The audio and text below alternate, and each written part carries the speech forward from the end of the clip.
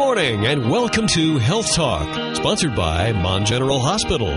This program is designed to provide education on vital health topics to help you take charge of your health. You'll also be introduced to Mon General's committed physicians, allied healthcare professionals, and quality programs and services. And now, here are your Health Talk hosts, Kay Murray and Jim Stallings. Welcome to Health Talk, which comes your way every Thursday morning at 8:35, brought to you by Mon General Hospital. I'm Jim Stallings, along with Kay Murray. Good morning, Mrs. Murray. Good morning, Mr. Stallings. And with us in the studio today, registered dietitian and certified diabetes educator, Beth Semmens. Good morning and welcome to Health Talk. Good morning. Okay, I'd heard Kay ask a really good question. Which is really unusual, I guess. I know, but it wasn't even on the air. So, Kay, would you repeat the question to our guest, please? Well, of course, we're talking about eating better and watching our diet. So March is Nutrition Month. Yes, it is. Why, I ask? It is a way to highlight food preferences, lifestyles, cultural and ethnic traditions to promote better health and healthier food choices. So it really doesn't have anything to do with us getting ready to get into our bathing suit, March, spring, then summer. So. Oh, no. We want to do this all year long. We want to promote healthier choices. Well, I don't know why. Winter just seems the time we want to stay inside like big old bears and hibernate and eat. Have comfort foods, right? It does. It seems that way. And then we kind of get a light bulb saying, hey, listen, sun's coming out. We better get ready. I don't know why that is. Can you explain it? Is it because of the lack of sun that we just don't get ourselves motivated enough? There could be a part of that. I also think physical activity plays a part in it. Sure. Food and physical activity play an important role together in promoting better health. Well, we've talked about that, lifestyles and how to change lifestyles, and those two things coming together, of course, the perfect formula. But in reading some of the information that came out on this, Beth, I noticed that we don't have to change everything. We don't have to go on a 500-calorie-a-day diet, which I know someone in this building is doing right now, 500 calories a day and taking shots. And we don't have to do that. No, ma'am. I think my favorite term is tweaking. Mm-hmm. We like to look at moderation, look at what you're currently doing, and how can we tweak it to make just small changes, and that can improve our health significantly. How do we get started with that? I think overall we just need to make sure that we're consuming foods from all the food groups, because every food group has certain vitamins, minerals, phytochemicals, things that our bodies need. So we never want to eliminate a food group. But then looking at how it's prepared, avoiding fried foods, watching the amount of food that we eat, and then also looking at physical activity. And we don't have to give up everything, Jim. No, but everything in moderation. That's it, moderation. Now, those that are diabetics, they watch their A1C, which isn't the daily finger stick. It is a 3-month snapshot. And we could change our diet to get that A1C down? That's true. Research has shown that we can decrease the A1C by 1 to 2% through physical activity and healthier food choices. And not eliminating certain foods. I think we're on the go. We may think, okay, I'll get a turkey sandwich or I'll get a chicken sandwich because that's healthier than a burger, but then we're skipping other food groups at that meal, right? That's right, vegetables and fruits. And I think typically most of us in this area don't eat enough vegetables and fruits. The new slogan is 5 or more servings of vegetables and fruit a day. And French fries are not vegetables that you would recommend as part of your daily allowance, correct? I mean, occasionally in moderation, I'm sure. That's it. When people say, yeah, I ate my vegetables at lunch today, I had some French fries. It may not be the best choice, but a few is fine. Sweet potato fries are better? Not necessarily. I think fries. Because they're just cooked in oil. Yeah, that's it. But it's a shame. The quick places you go in and out of, fast food places, don't really offer some carrots. But they're getting better. Often the fast food restaurants will offer apple slices or other dried fruits or salads, and they're a great addition. The other nice thing about vegetables is it takes longer to chew them, so it makes you feel fuller and it makes you aware of when you are full. So, again, vegetables are your friend. And they also offer fruit, I guess, in the way of parfait. That's true. But I don't know if that's fattening, too. It's too good tasting to be healthy for me, the way I look at it. I know you're the exact opposite because you teach us that these foods can taste good, but it seems to me if it tastes good, it's not good for you. Oh, but I disagree. There's so many fun things you can do to recipes with herbs and spices and combinations, and food is fun. Food is what we do for fun. It's what we do when we socialize. It's what we do for comfort, like we were talking before. I don't agree with any food being bad. It may not be the best choice, but again, if you have something, just a small amount, it can fit in your food plan, especially if you add physical activity to it. What about eliminating starches or white foods? Because oftentimes we know that white bread is more processed. Rice, pasta, those types of things. For a diabetic, they should be avoiding these things, right? Again, everything in moderation. I think in West Virginia, our comfort foods are mashed potatoes and Italian bread. If that is your favorite thing to eat, I'm never going to say you cannot eat them. But if you're going to have a sandwich with Italian bread, can you really load up on the vegetables in the sandwich? And that way you'll still get the fiber. Let's see, is pepperoni a vegetable, or what about cheese? Because, I think you need to go to his house. It's a hard one. Well, it's just newsworthy because the pepperoni roll was just named the state food, or it's going through the legislature. You probably cringe when you hear something like that. I have 3 boys who are in college, and one of the things they love to share with friends are pepperoni rolls because it represents how they grew up or where they grew up. And I'm fine sending them some pepperoni rolls once in a while, as long as the other thing that they do, and I was very proud to have my youngest son tell me this, he gets a vegetable at every lunch and dinner when he goes through the cafeteria line. That's good. See, the West Virginia golden apple would be a healthier choice for the state food. Ramps even probably, although the smell or odor may not be healthy to people around you. But, I mean, it's still a vegetable. It's from the leek family, right? It is, and it's a very healthy thing to have. If we could decrease the fat a little bit, it would be good. But yes, it's healthy. But God bless the pepperoni roll lobby. I mean, they're the ones getting it through. Okay, we are talking today with registered dietitian and certified diabetes educator Beth Semmens. If you have any questions about how you can alter your diet and what health benefits it would have for you, or how to increase exercise to get to those same goals, 304-296-0041 is our number. The doctors, the latest news and procedures. Your local health connection is Mon General's Health Talk. If you'd like to be on the show, call 304-296-0041. Oh, yeah, we are talking health on this program like we do every Thursday morning with registered dietitian and certified diabetes educator Beth Semmens. And, we were talking during the break, and we should share a lot of this great conversation with people on the air because really that is why you're here. Getting an exercise program started. It's tough, and I think this time of year, the weather's working against us. It's not comfortable walking outside right now. Or where are we going to walk? Do I have the right kind of shoes? There's all these, I think, barriers even to get that first step going for a walking program, for instance. It can be very daunting. I think the most important thing to remember is that even 10 to 15 minutes a day, several times a day, can make a difference. And you want to begin small. It shouldn't hurt. We want to make it as much fun as possible. Even if I go 10 minutes that way and 10 minutes back, that's a good start? It is a wonderful start. It really is. I think another tool that can help some people is wearing a pedometer because it tracks how many steps you walk a day, and you can look at your average steps and then try to increase them slowly over time. And in West Virginia, with the opportunity to go uphill and downhill, and that's probably a little bit better for us, too. You're right. You're talking about intensity, and that can help. Sometimes people get really frustrated when their weight doesn't seem to be moving down as much as it was prior when they began their weight loss program. But if they increase the intensity a little bit of their physical activity, that may bump that weight loss start again. Should we walk before a meal or after a meal?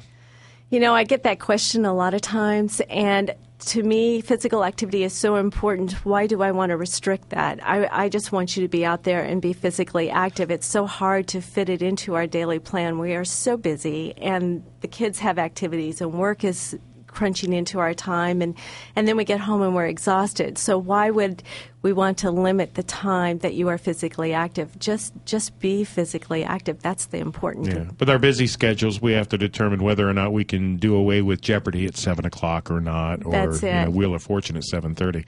Let's go to Brenda in Morgantown. Hi, Brenda. You're on Health Talk on WAJR. Good morning. I have a question. Okay, I'm working with Dr. Bukaret. I'm diabetic, and he has given me the goal that if I lose so much weight, he can get me off of my diabetic medicine. Since August, I've lost 63 pounds, and I started off walking and stuff. But now I'm into the running phase. And in the morning, I get up at 5:30 in the morning to run 2 miles on the treadmill. Sometimes just for giggles in the evening, if I'm feeling energetic, I'll run another 2 miles. What I've noticed is before I run, my glucose is low. It's usually about 83, but after I get off the treadmill, it's like 133.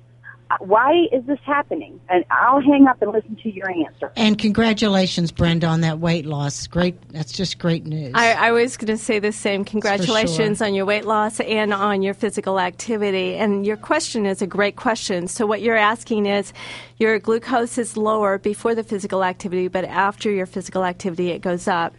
Well, if you think about it, glucose is needed as the fuel for your muscle cells. And when you are running, your muscle is saying, I need fuel. I need to have the gas, in a way, if you think about it as a car, to do what you're asking it to do. So what happens is your liver is making glucose to supply the fuel for your muscles while you're running. And it's not that your glucose level is extremely high or too high after you are physically active. It's just a sign of how your body is trying to assist you with your physical activity. And I'm sure if you would test it 2, 3, 4 hours later, your blood sugar would be right back down to where you would want it to be. Thank you for your call, Brenda. We appreciate it. And the phones are open at 304-296-0041. When it comes to medical nutrition therapy, if I wanted to go and go speak with you, can my insurance cover that? Are we getting more insurance companies that are covering that? You know, I've been doing this for quite a few years now, and over the last five years, we've actually seen insurance covering medical nutrition therapy much better. It does require referral from your physician, and insurance coverage does depend on your diagnosis, such as hypertension, high cholesterol, diabetes. Those things are covered better, but we're finding even more coverage than that at times. Mm-hmm. I tell you, working with West Virginia Radio, they understand the importance of their employees being well, and they offer a lot of wellness programs here. They encourage us to join gyms, which they give us memberships for. They yearly have a blood test analysis for us, and more companies are doing that as well to keep the insurance costs lower. Right. Preventative health is what you're talking about, and we know that through better nutrition, more physical activity, we can actually prevent diabetes, we can prevent heart disease, or if you already have those diagnoses, we can help keep you healthier. Mm-hmm. So when I enrolled, and I don't know if you enrolled, Kay, in the 100 miles in 100 days thing, it's really a ruse by the company to keep us around longer? I think so. And maybe work more productive. Yeah, I guess so. I'll work faster now. Anyway. But that thing started last week. I didn't realize it was starting already. But, it's a lot of companies, as Kay mentioned, are doing these kind of programs. And this Walk 100 Miles in 100 Days is a community-wide effort, if not nationwide. And you'll get a T-shirt if you get those 100 days. What I need is another T-shirt, but right. I should order it in a smaller size, right? Because I'll anticipate. You will be smaller. Exactly. That would be good. All right. We're talking about nutrition, but also we're talking about exercise today. The Academy of Nutrition and Dietetics recommends a whole diet or total food approach, everything in moderation. So we are talking about whole wheat, things that aren't manufactured, those types of foods. But you say, every food is okay in moderation, but I am worried about the highly processed foods. I'm worried about the high fructose corn syrup and these things that aren't natural in our foods. I understand what you're saying. I get a lot of questions about that. And I do think that we have, as a society, moved away from preparing foods at home. We are not aware of how much fat, hidden fat, or whole grains. We're not including those because we are eating out more often or using pre-prepared foods. I do agree that we need to eat whole grains and fruits and vegetables. I think the other approach from the Academy of Nutrition and Dietetics, too, is not eliminating a food group, which we so often do with these fad diets. Yeah, the starches. That's think, right. We can't have rice. Or how many times have you heard you couldn't have carrots because... they're too sweet. Yes, yes. And again, in West Virginia, the vegetable most people will eat is carrots. Mm-hmm. I don't want to eliminate that from someone's diet. What there's spinach pasta and there's spinach tortillas and things like that. Are they processed much as well? You are not going to get the vitamins in it looks pretty. It's fun to eat, but it's not going to give you the same amount of vitamins and minerals and phytochemicals as a half a cup of spinach or a cup of raw spinach. I did make a discovery at the grocery store last week. For those of us who grew up on Hamburger Helper, there is a whole wheat helper or whole grain helper now that you add chicken to. And just look at the sodium in that. Yeah, I know. But in moderation, it's a start. All right. Now we're going to take our final break of the program. Still room for your phone calls after the break at 304-296-0041. It's Health Talk on WAJR. This is Mon General's Health Talk, providing the information you need to take charge of your health. Call us now with your health-related questions at 304-296-0041. We are talking about medical nutrition therapy today with Beth Semmens, and she's a registered dietitian and certified diabetes educator. We invite your phone calls at 304-296-0041. Rose in Morgantown. Good morning, Rose. Hi. Hi. Good morning. Thanks for calling. Thank you. I have a question. What is the most important meal of the day if you're diabetic? What should you focus more on? That is a great question, Rose. And what I'm going to tell you is with diabetes, the most important thing is to have consistent carbohydrates. So we really want you to have at least 3 meals a day, and we want the meals to be about 4 to 5 hours apart. If you cannot have 3 meals 4 to 5 hours apart, then adding a snack is a great idea as well. Many people tend to skip breakfast, and when you skip breakfast, that can actually cause your blood sugars to go higher. So I guess breakfast is really the most important meal. But they're all important. But they are all. But we really do want you to have 3 meals a day. And what's a healthy snack like if you're not a vegetable or fruit person? That's a fair question. It is a fair question. And, we are also encouraging nuts. Nuts are very healthy. They are very calorie dense. So it's 1 ounce of nuts or just a small handful. It's not like opening up the bag of nuts and eating them during the entire football game or basketball game. It's just a small amount. Small handful. Yes, so you ma'am. get nuts that you don't like very well, so you don't eat the whole can. That's it. You can do that. I also think getting more like blanched or raw nuts, I find that you don't eat as many of those as the ones with a little salt or flavoring added to it. Although Emerald has a really nice product that has cocoa almonds, and they're prepackaged, so they're in little packs and they're pre-portioned, and those are kind of fun. It's a good idea.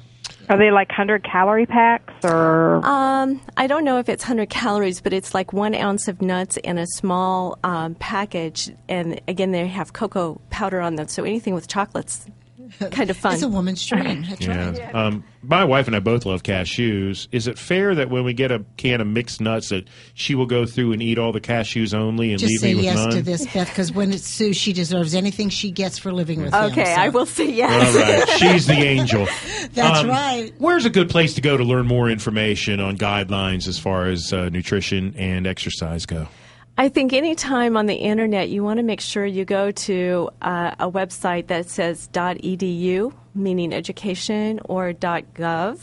The National Institute of Health at NIH.gov is a great website. The American Diabetes Association, the American Heart Association is all very good. All right. Thank you very much. Beth Semmens, again, our guest on Health Talk, which is brought to you by Mon General Hospital every Thursday morning at 8:35. Stay tuned for news next in Morgantown AM on WAJR.